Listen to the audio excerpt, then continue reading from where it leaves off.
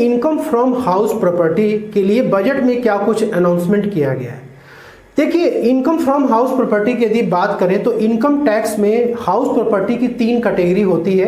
एक तो होता है सेल्फ ऑक्युपाइड, दूसरा होता है लेट आउट यानी कि जिसको आप किराए पे देते हैं, और थर्ड होता है deemed to be let out, मतलब कि आपने उसको किराए पे नहीं चढ़ाया हुआ है लेकिन फिर भी इनकम टैक्स के रूल के अनुसार उसको लेट आउट माना जाता है।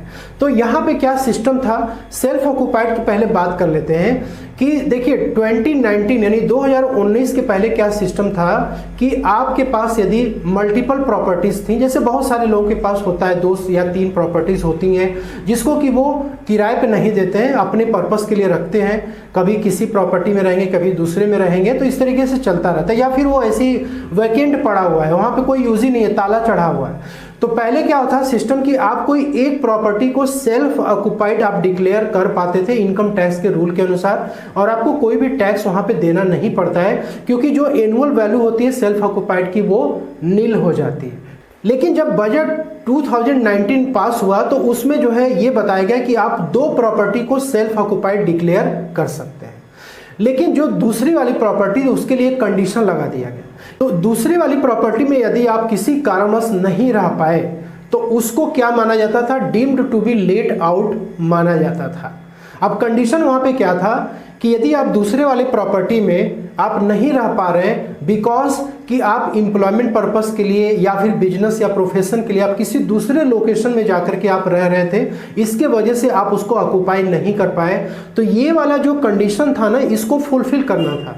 जो पर्सन इस कंडीशन को फुलफिल कर पाते थे, अपना प्रूफ दे देते थे, तो वो दूसरी वाली प्रॉपर्टी भी सेल्फ ऑक्युपाइड ट्रीट होती थी और लोगों को बेनिफिट मिल जाता था।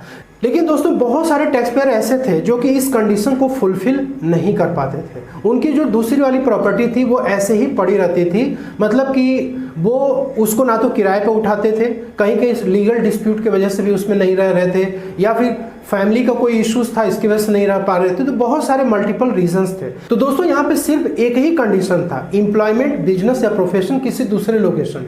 इसके अलावा यदि कोई भी आपके रीजंस होते तो उसको डिपार्टमेंट यहाँ पे नहीं मानता था।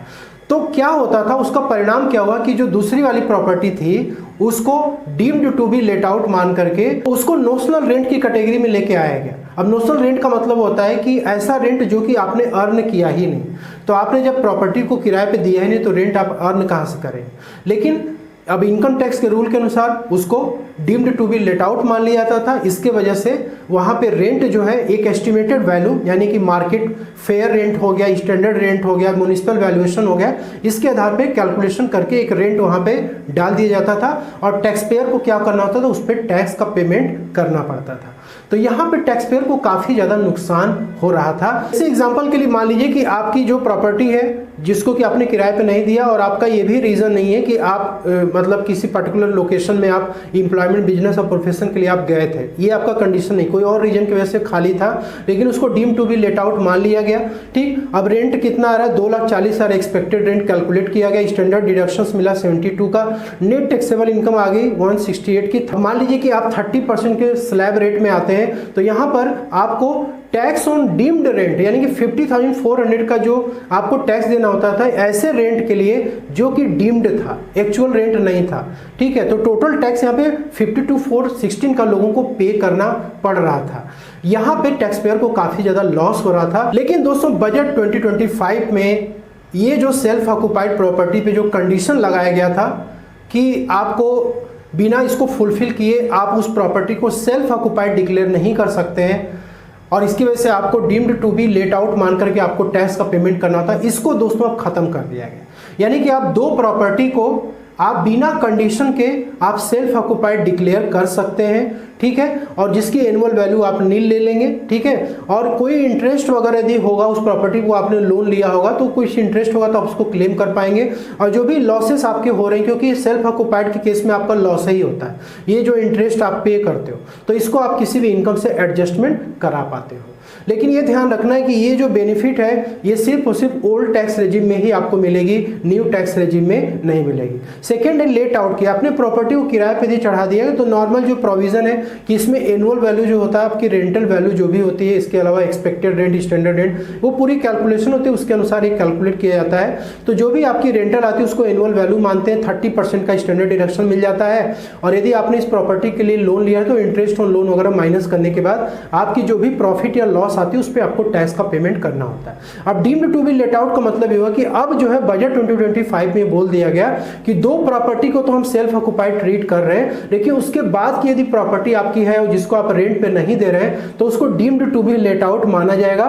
ठीक है, दो प्रॉपर्टी से ज्यादा और उस पे नोशनल रेंट जो कि अभी तक कॉन्सेप्ट चला आ रहा था, एनुअल वैल्यू मार्केट वैल्यू मानी जाएगी और उस पे जो भी आपका टैक्स आएगा वो आपको पे करना पड़ेगा। तो यहाँ पे दोस्तों एक तो है कि आपको सेल्फ ऑक्युपाइड प्रॉपर्टी के लिए रियायत दी जा रही है। अब देखिए लेट आउट हो या फिर deemed to be let out हो, ये बेनिफिट आपको न्यू टैक्स रेजिम में दोनों ही देखने को मिलेगी। अब यहाँ पे क्या है, यदि आपने प्रॉपर्टी को लेट आउट कर दिया तो यहाँ पर भी आपकी कंप्लायंस बर्डन अब क्या होने वाली है, कम होने वाली है, क्योंकि गवर्नमेंट ने यहाँ पे बोल दिया कि सेक्शन 194I को हम अमेंड कर रहे हैं, जिसमें कि पहले क्या था कि 2,40,000 तक यदि कोई भी बिजनेस पर्सन किसी इंडिविजुअल पर्सन को रेंट का पेमेंट कर रहा था तो उस केस में 2,40,000 के ऊपर यदि रेंट जा रहा था उसको टीडीएस डिडक्ट करना होता था 10% के रेट से। लेकिन अब क्या है कि इसको 6 लाख रुपीस कर दिया गया। यदि आपका 50,000 रुपीज पर मंथ का यदि आपका रेंटल इनकम आ रहा है तो उस पर कोई टीडीएस नहीं कटेगा, लेकिन उसके ऊपर यदि जाएगा तो उस केस में टीडीएस डिडक्ट होगा 10% के रेट से। तो अब 6 लाख का आपका लिमिट हो चुका है। तो ये भी एक लैंडलॉर्ड के लिए और टेनेंट दोनों के लिए काफी बेनिफिशियल होगा, जिसमें कि कंप्लायंस बर्डन काफी हद तक कम हो जाएगा। तो दोस्तों इस वीडियो में इतना ही। आशा करता हूँ कि ये सारी आपकी क्वेरीज का जवाब मिल गया। वीडियो अच्छी लगी तो लाइक शेयर जरूर करें। मिलते हैं next video. Thank you so much for watching.